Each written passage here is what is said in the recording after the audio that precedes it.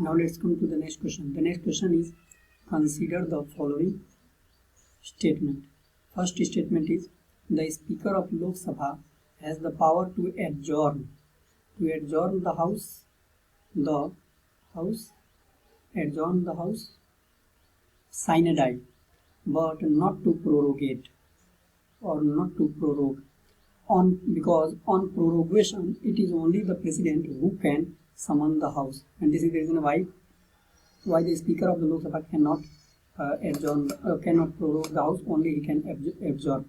Second statement is, unless sooner dissolved and or there is an extension of the term, there is an automatic dissolution of Lok Sabha by flux of time at the end of 5-year period, even if no formal order of dissolution is issued by the Parliament, by the President. And third statement is, the Speaker of the Lok Sabha continues in office even after the dissolution of Lok Sabha and until immediately before the first meeting of the Lok Sabha. And it is asking which of the above statements are correct. So all the three statements are correct.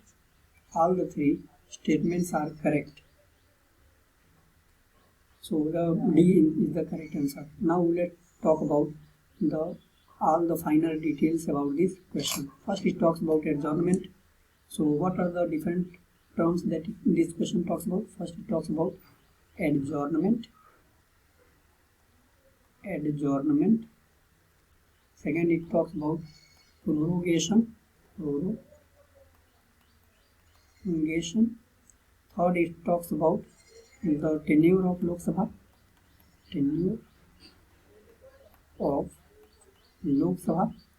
Then it talks about the power of the Speaker, of Lok Sabha,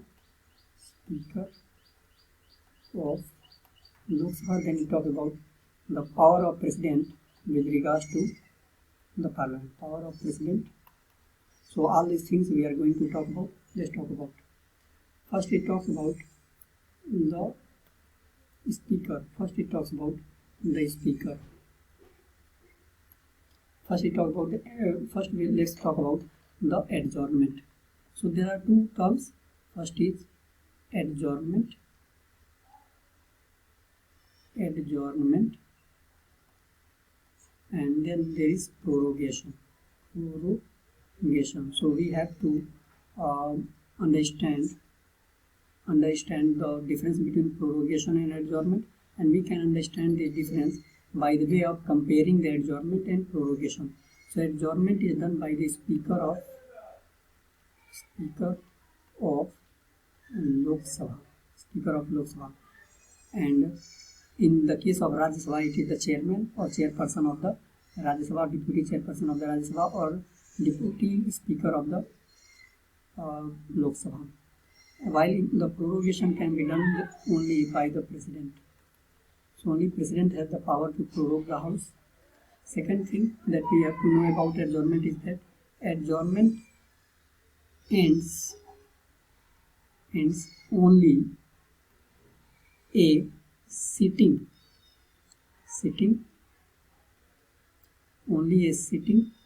of the House, not the entire session. And there are two types of adjournment with date and time. In this case, the chairperson of the Lok Sabha will say that now the House is adjourned for this X time, X date, and X you can say day, while there is adjournment sine die. And adjournment sine die means no date, no time. So adjournment, in the case of adjournment sine die, the chairperson of the Lok Sabha or the chairperson of the Rajya Sabha does not you can say does not mention any date or time. So no mentioning of date and time. So the entire session.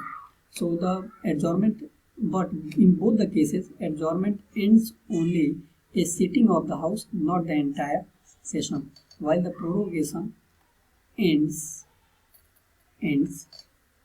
the whole session of the house. The prorogation ends whole session of the house along with the sitting,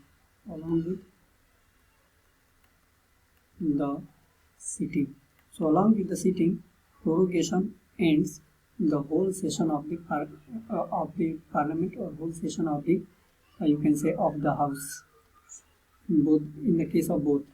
And the next is that adjournment is a temporary measure. It is a temporary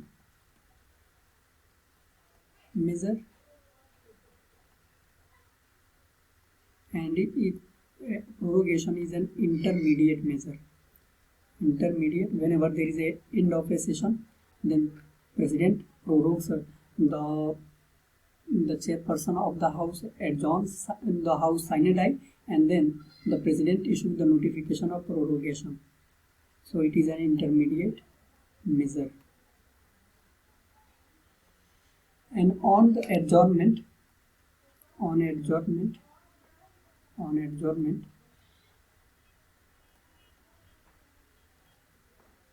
the speaker of chairperson of the house has power.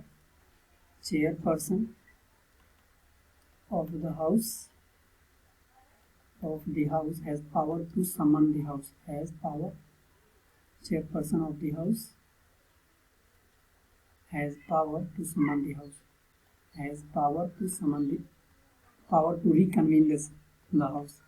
Power to summon the sitting.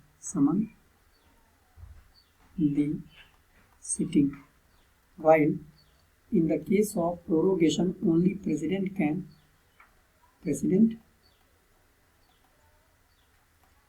reconvene or summon the session. So these are the difference between the adjournment and prorogation. There is one more term, and that is called dissolution. So let's talk about dissolution. Now let's talk about dissolution. So there is a dissolution. Dissolution means end of the tenure of Lok Sabha, because we know that Rajya Sabha being a permanent house is not subject to dissolution. So it is only the Lok Sabha at the union level and state legislatures at the state level that can be dissolved. So Rajya Sabha is a permanent house. So end of the tenure of Lok Sabha. So in the tenure of the Lok Sabha. So in the case of Rajya Sabha, it can be only prorogued and it can only be adjourned. It cannot be dissolved because it is a permanent house. While in the case of Lok Sabha, it can be prorogued also, it can be dissolved also, and it can be adjourned also. And in adjournment also, it can be adjourned sine die also and temporary also. So this is the thing. So dissolution at the end of tenure. So what are the different ways by which the Lok Sabha can be dissolved or lower house can be dissolved? First way is, we know that the power to dissolve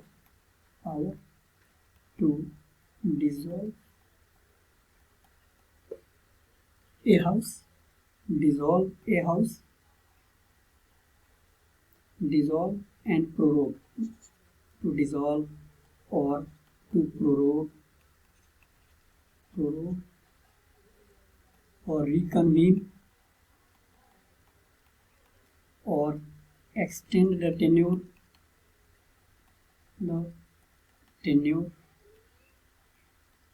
or extend the tenure and extend the tenure or summon the session. The session lies with the president.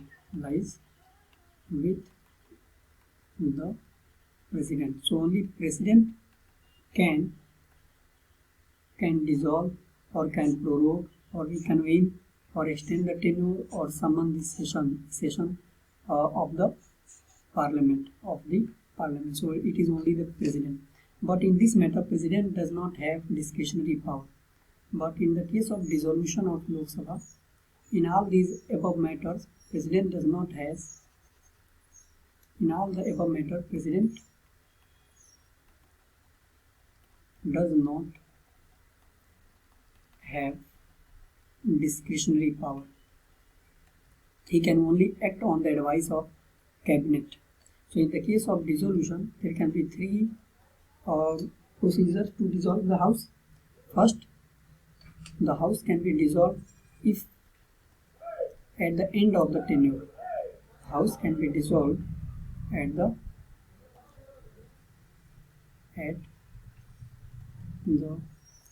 end. So house is dissolved at the end of the tenure.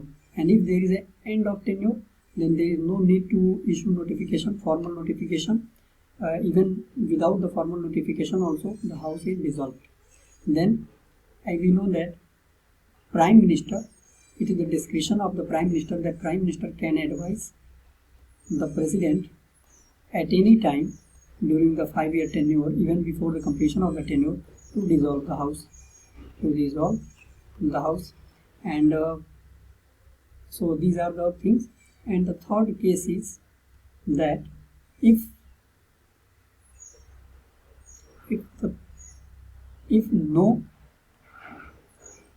there is a no confidence motion and the government loses the majority, the executives lose majority, and after that there is no one that commands majority, and no one is ready to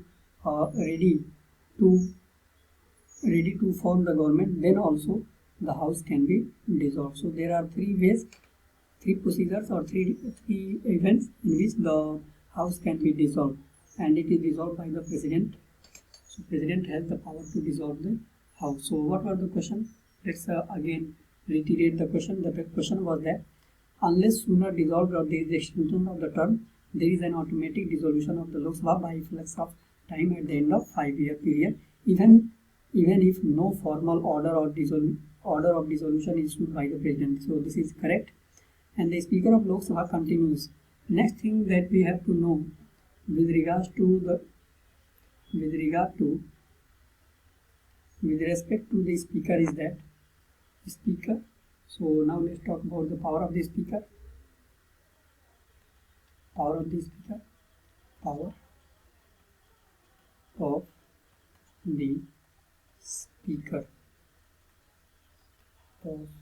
Lok Sabha. So there are power of the Speaker of Lok Sabha. First, I told you that in some of the last questions. I have told you that it is a Speaker, Lok Sabha Speaker, who is the final authority to decide.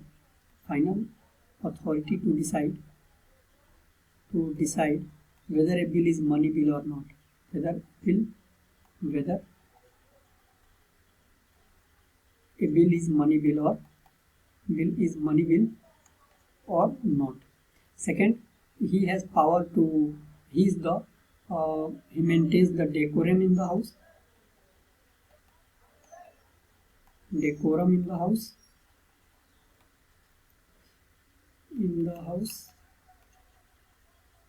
He chairs the sitting of the house.